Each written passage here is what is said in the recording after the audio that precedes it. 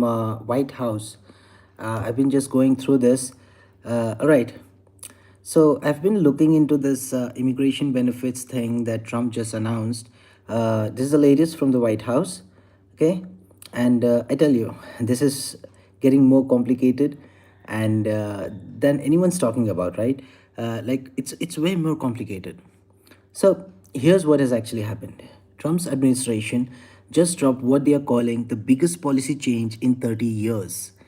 They are saying they are going to save taxpayers $40 billion by cutting benefits to undocumented immigrants. 40 billion. That's like that's very insane money, right? Uh, that's more than the entire budget of some countries here. But here's where it gets weird, and this is the kind of stuff that makes me think we are living in a simulation sometimes. A lot of a lot of these people weren't even getting these benefits in the first place, right? If you're one of those immigrants, please do hit that like and please do comment and let us know on the chat what you guys think about this. So basically, this is a kind of stuff that makes me think that we are living in simulations, right? A lot of these people weren't even getting these benefits. I know it sounds crazy, but stay with me. The numbers game is really wild here. So they're talking about 11 to 12 million undocumented immigrants in the country, right?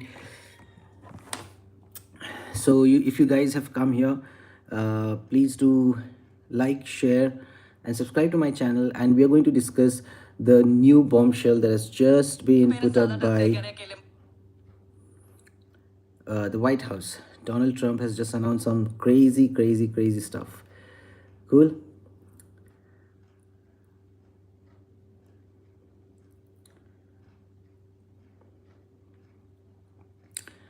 So hopefully if you people have joined me, please do let me say hi into the chat, and we'll be going through this document. We'll be going through this news update that has come from the USA, from the White House, and Trump is going all out on the undocumented immigrants. Now this news is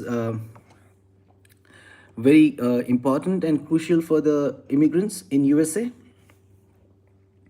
So, as we told, the numbers game here is wild. So, they're talking about 11 to 12 million undocumented immigrants in this country. That's like the entire population of Ohio. It's like the entire population, man, which is existing in the legal gray area now. Now, these people are working, paying taxes, yeah, and they pay taxes. A lot of people don't know that, and they are raising families. They are part of the communities, but they're not supposed to be here legally. Now, that's the issue here.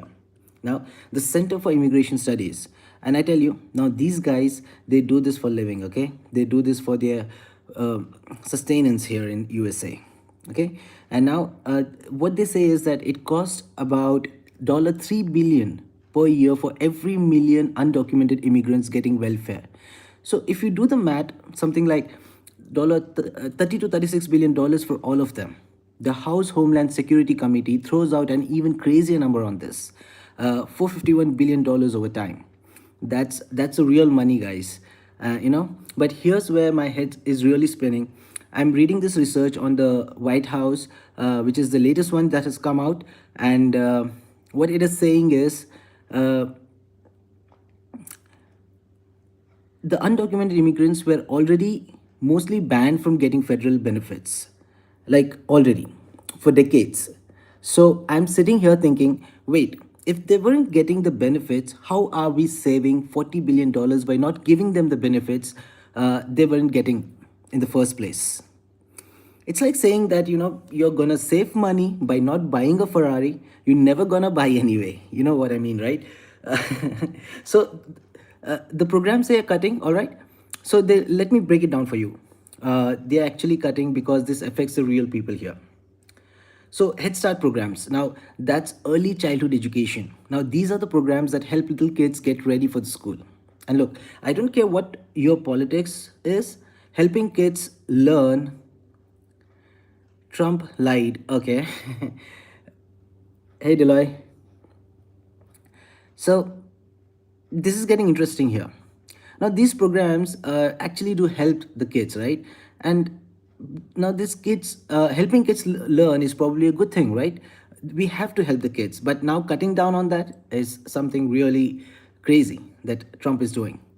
Now there's mental health and substance abuse programs also. Now this is interesting because we have a massive mental health crisis in USA, massive, and substance abuse, and let's not get there. Right? So we are in the middle of a fentanyl epidemic that's killing people left and right. They're also cutting job training programs. So these are the programs that teach people skills, welding, automotive repair, stuff like that, right? Skills that actually help the economy, because now you have skilled workers. And food assistance programs, right? Now this one's tough because we are talking about food. People need to eat, man. That's just basic human stuff here. Now, here's something that really blew my mind. When I was researching this, okay, immigration actually increases federal revenues. Yeah, you heard me that, right? More immigration means more tax revenue and it lowers the national deficit. Now, I had to read that like 3 times because it goes against everything you hear in the political debates right now. But think about, more people working means more people paying taxes. More people buying stuff means more people, you know, more sales tax. More people means more economic activity. Now, there are 47 million immigrants in US. This is the data from 2023. That's like 1 in 7 people. 1 in 4 kids has an immigrant parent. This isn't some small group we are talking about. This is huge chunk of American economy. What people are really saying is, so I've been talking to people, okay, and the divide is really like, it's real there. You go to certain parts of the country and people are like, finally my tax money should go to the Americans first, and I get that. I totally get that perspective. See, if you're working your ass off and paying taxes, you want that money to help your community, your family, people who are here legally. But then you talk to other people and they are like, dude, these are human beings, kids who didn't choose to be here, people who have been paying taxes for years. And I get that too. Now, the Pew Research people, what they say, and these guys are pretty legit with their polling. They found that 42% of Americans approve of Trump's immigration approach and 47% disapprove. Now, this is according to the Pew Research, right? So we are basically split down the middle here, which explains like why everyone's so angry about this stuff. This is where it gets really heavy, because behind all these numbers and policies are actually people living actual lives here. Think about this scenario. You have got a mom who's been in the same town for 15 years. Her kids were born here. They are American citizens, but she doesn't have legal status. Her kids might have been in Head Start getting ready for school. Now that's gone. It's in just a matter of second, it's just gone. Or you have a guy who's been working at the same job for over a decade, paying taxes, trying to get certified as a welder through a federal program. Now that opportunity might also be gone now. These aren't abstract policy discussions when you're talking about real families and real communities. The legal battle, and of course, because this is America, it's all going to court. 34 cities and counties are suing to stop this. Chicago, Los Angeles, all the big sanctuary cities. Uh, it's how do I say? It's gonna be a legal nightmare that will be probably like take years to sort out.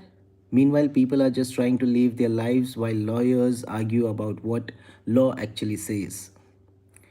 Now, here's really wild, here's what's really wild about this here. The administration is saying they are saving $40 billion, but economists are saying, hold up, what are the administrative costs of actually implementing this? Like, you need people to verify who's eligible and who's not. You need systems to track this stuff. You need enforcement mechanisms that cost money. Every Really, that's right. But then again, it's just like, they're just putting it out. So the administration is, that's what it's saying. Like, they're saving $40 billion by doing this, right?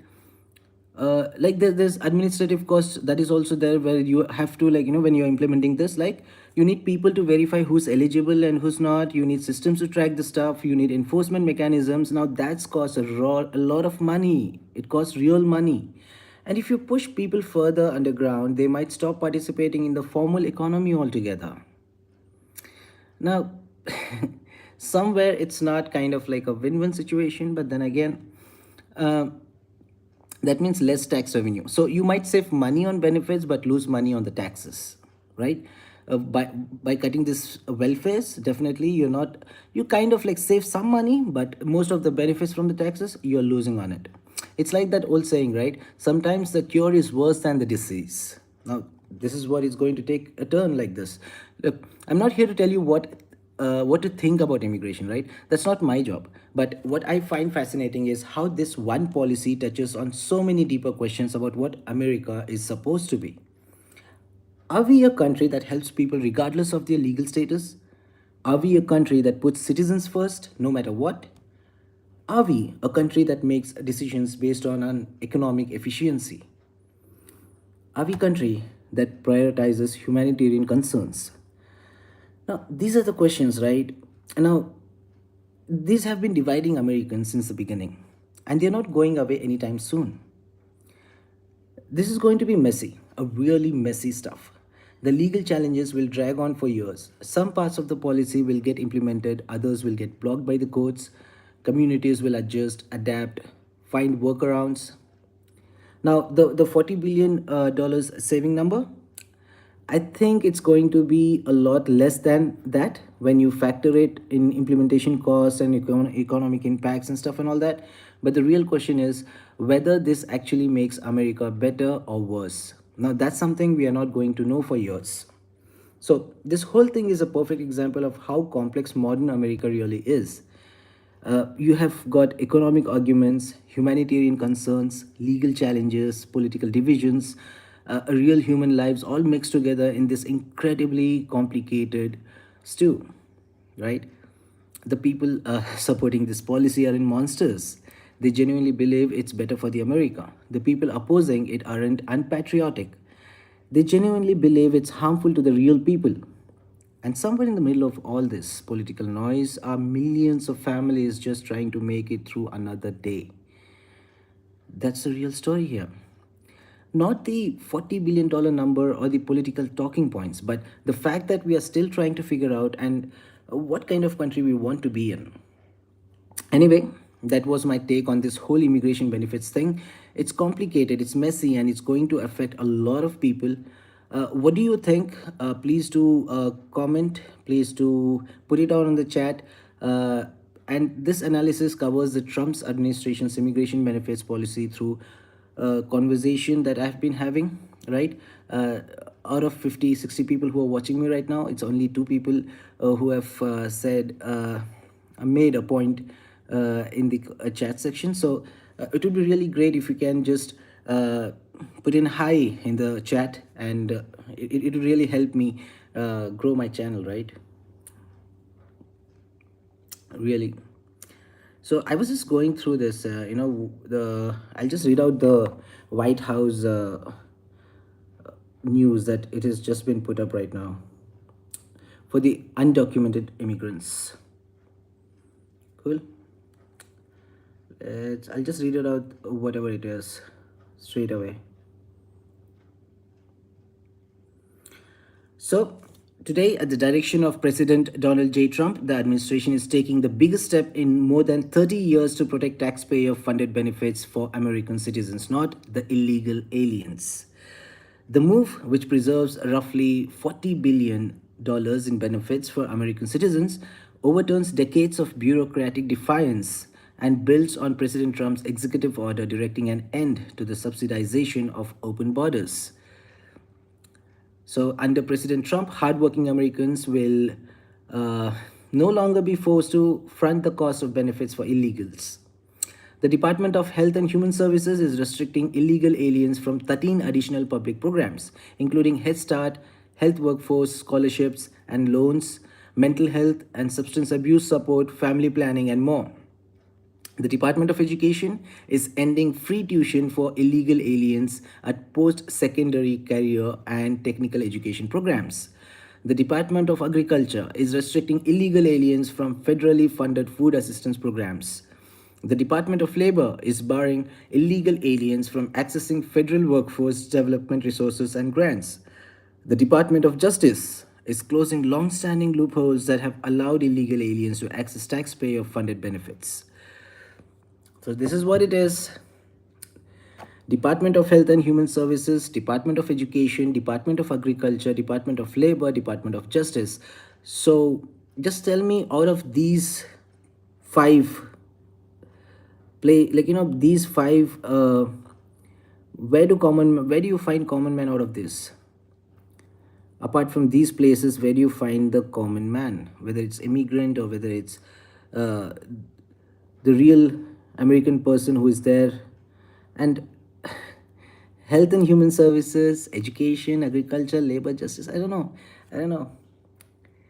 They're restricting illegal aliens from 13 additional public programs, that is like Head Start, health workforce, scholarships and loans, mental health and substance abuse support, family planning, and more. So this is from the executive orders from President Donald J. Trump. So what do you think about this? Is it fair? Is it not? Let us know in the chat. Let us know in the comments. Thank you for joining this. This was a very short update, which was the latest update that has come from the White House, and I thought of like discussing this and talking about this in this live stream. And please support my channel, and it'll be really great. Thank you.